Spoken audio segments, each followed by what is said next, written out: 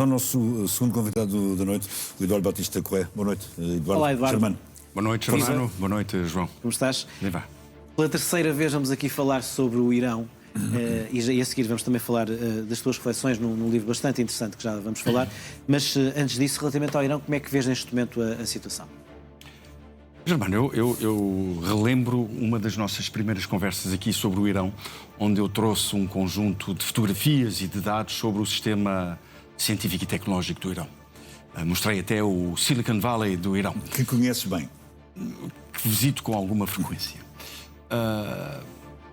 E alertei para o facto do Irão, por via das sanções que foi sofrendo ao longo das últimas décadas, ter desenvolvido um conjunto de soluções muito robustas que copiam ou que, no fundo, replicam em toda a linha tudo aquilo que se passa no Ocidente. Seja do ponto de vista do software, seja do ponto de vista do hardware, nas diferentes áreas de atividade, nas tecnologias de maior desenvolvimento para a área da saúde, nas tecnologias de maior desenvolvimento para as áreas científicas e tecnológicas ligadas à área militar. Um outro dado, que na altura não falei, mas que me parece um dado muito importante, é que o Irão lança todos os anos, a saírem da universidade, cerca de 280 mil licenciados nas áreas de ciência, tecnologia, matemáticas e engenharia. O dobro daquilo que produz França, mais do dobro daquilo que produz a Alemanha. E, portanto, estamos a falar de uma potência de conhecimento e de uma potência, no fundo, que produz a sério. E com uma história milenar. O Irão é muito mais antigo que Portugal. A sua história vem muito antes de Cristo, 1000 anos antes de Cristo. Tentativas de invasão foram várias ao longo da sua história. Começou com Alexandre o Grande, 500 anos antes de Cristo. Ora bem, porque este enquadramento? O Irão está a demonstrar algo que o Ocidente não estava à espera, mas não estava à espera por desconhecimento. Desconhecimento da história e desconhecimento, no fundo, da capacidade tecnológica do Irão. O que o Irão tem estado a fazer é, no fundo, usar a sua tecnologia para condicionar o Golfo Pérsico. Todos os países do Golfo Pérsico estão altamente condicionados. Aquelas economias que demoraram 50, 60 anos, no fundo, a tornarem-se os supostos paraísos na Terra, estão hoje a enfrentar um conjunto enormíssimo de debilidades, precisamente por via desta capacidade do Irão condicionar. Por fim, condicionam o Estreito de Hormuz. E, portanto, isto demonstra a incapacidade. Falavas de Donald Trump. Donald Trump é uma pessoa altamente emotiva, muito impulsivo e, acima de tudo, com um elevado nível de ignorância sobre aquilo que são os outros e, portanto, no fundo, autoelogiando-se e autoconvencendo-se que aquilo que iria acontecer no Irão era parecido com o que iria acontecer com aquilo que tinha acontecido na Venezuela. Meteu-se num beco sem saída, Trump.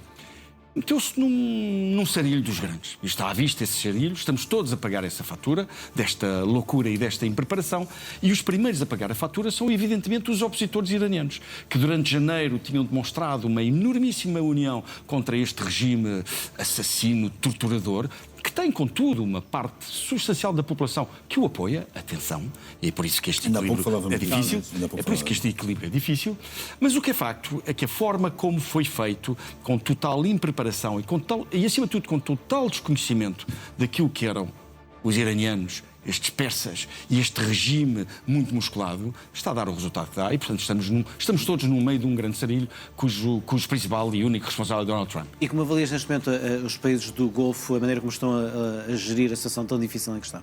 Ora, os países do Golfo convenceram-se ao longo das últimas décadas que o seu protetor eram os Estados Unidos. Daí terem investido bilhões de dólares em várias bases militares americanas.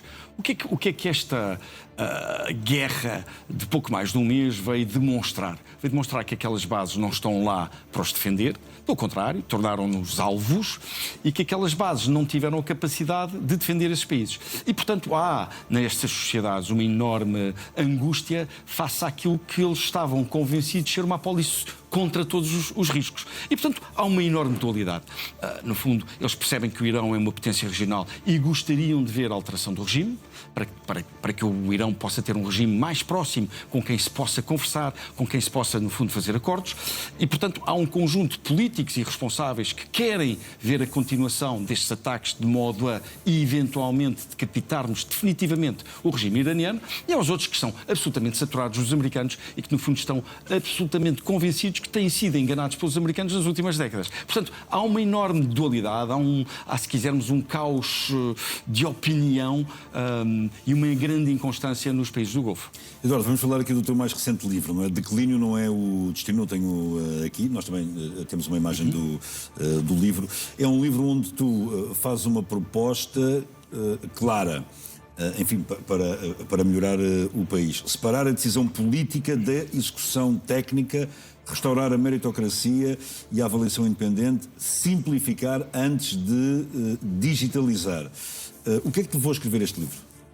Olha, esse livro, no fundo, situa-se numa parte da minha vida onde dedico a pensar, a comentar e a criticar, no fundo, o sistema político e socioeconómico português. E nós podemos, em Portugal, continuar a explicar porque é que falhamos, e muitos dos políticos explicam porque é que falhamos e apontam os falhanços quando estão na oposição, ou, quando integram o governo e estão no poder, negam o falhanço. Portanto, andamos nesta dualidade sempre. Eu considero que nós devíamos decidir uma organização melhor para Portugal. Eu acho que os portugueses têm uma capacidade inexplorada, têm uma capacidade desaproveitada. Relembrar que os portugueses, quando são colocados em organizações que funcionam, passa a redundância, bem organizadas, nomeadamente em países estrangeiros, são, no fundo, do mais produtivo que existe e, portanto, são altamente apreciados em todas as linhas sociológicas, nas várias funções, desde a área da ciência e tecnologia, à própria área militar, às áreas mais básicas dos trabalhos com menor formação. Mas qual é que é o problema? É a incompetência da classe política, de uma forma geral? Eu diria que essa é a origem. Independentemente de ser PSD, PS, quem está essa é a origem. governar? Nós criámos um sistema de partidocracia. O que é que isto significa para quem nos ouve? No fundo, a partidocracia, os partidos políticos passaram a ser centrais de emprego, de acesso ao Estado.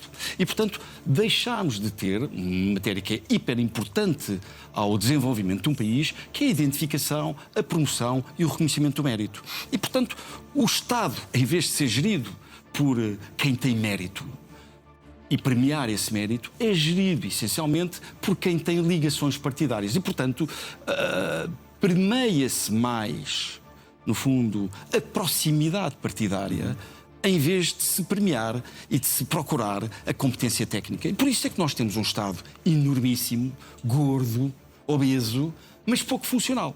E é por isso que no livro defendes a separação da decisão política e depois da execução técnica? Evidentemente, nós precisamos de um Estado tecnicamente altamente robusto, que funcione, que possa premiar as melhores pessoas. Hoje é impossível um organismo do Estado, uma Câmara Municipal, um organismo associado ao Governo, premiar os melhores funcionários. Não pode.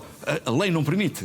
E, portanto, tudo isso nos impede, no fundo, de progredirmos. E, portanto, enquanto continuarmos com um Estado enormíssimo, disfuncional, que não é devidamente avaliado, com uma burocracia incrível, no fundo, o que nós temos vindo a montar é um país que, de algum modo, está mais preparado para não deixar fazer do que propriamente para promover que se faça e que nos desenvolvamos. Nós somos um país com um potencial incrível.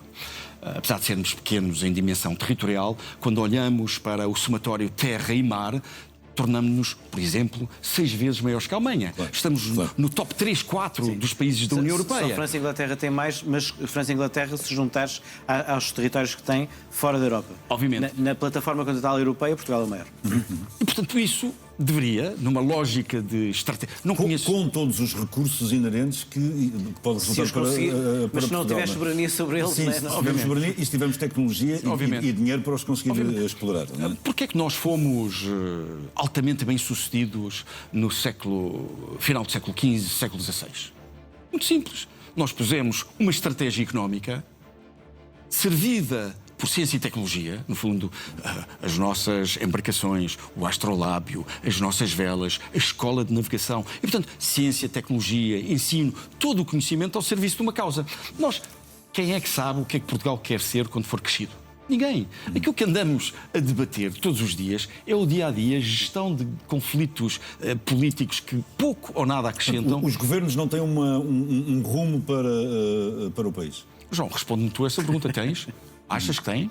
Mas Há um deixa-me só rumo para fazer Portugal. uma pergunta. Todos nós sabemos qual é o objetivo para Portugal? Não sabemos. Fazemos a mais pequena ideia. Sabemos que, de facto, o excesso de burocracia é um problema. Isso parece-me claro e como muito bem explicas neste livro.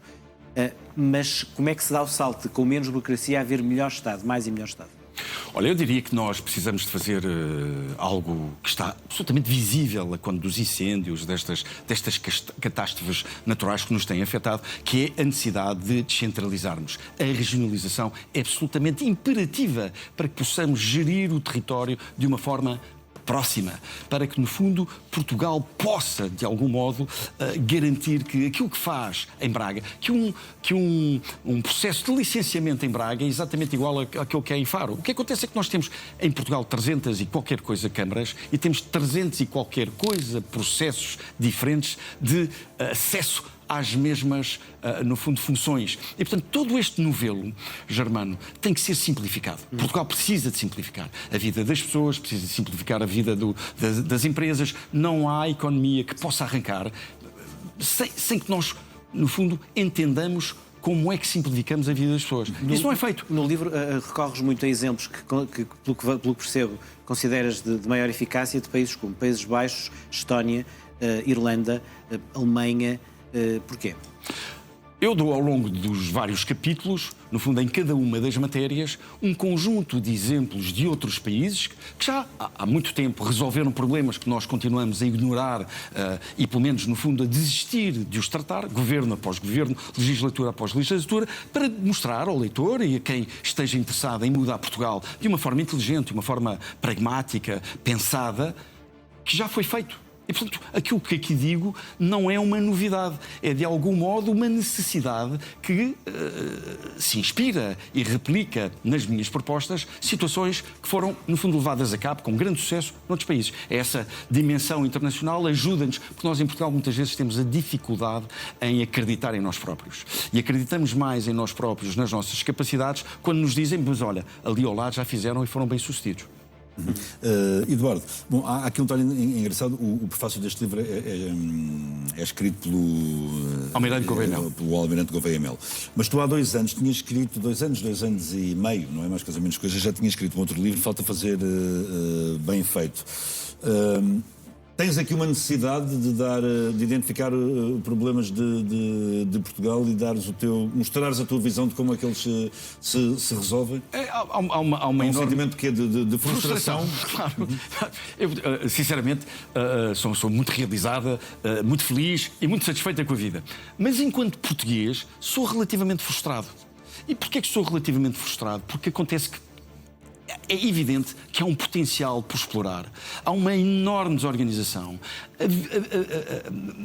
A falta de respeito que tenho pela partidocracia e pelo facto de perceber que há uma ausência de competência muito crónica nos nossos governos, governo após governo, fruto desta partidocracia, leva-me a mostrar que há alternativas e que precisamos, em conjunto, em sociedade, de forma cívica, não desta forma, no fundo, espalhafatosa, que temos vindo a assistir, de forma cívica, planeada, lúcida, com metodologia, transformar Portugal e dar um caminho a nós portugueses, porque nós somos um povo ambicioso.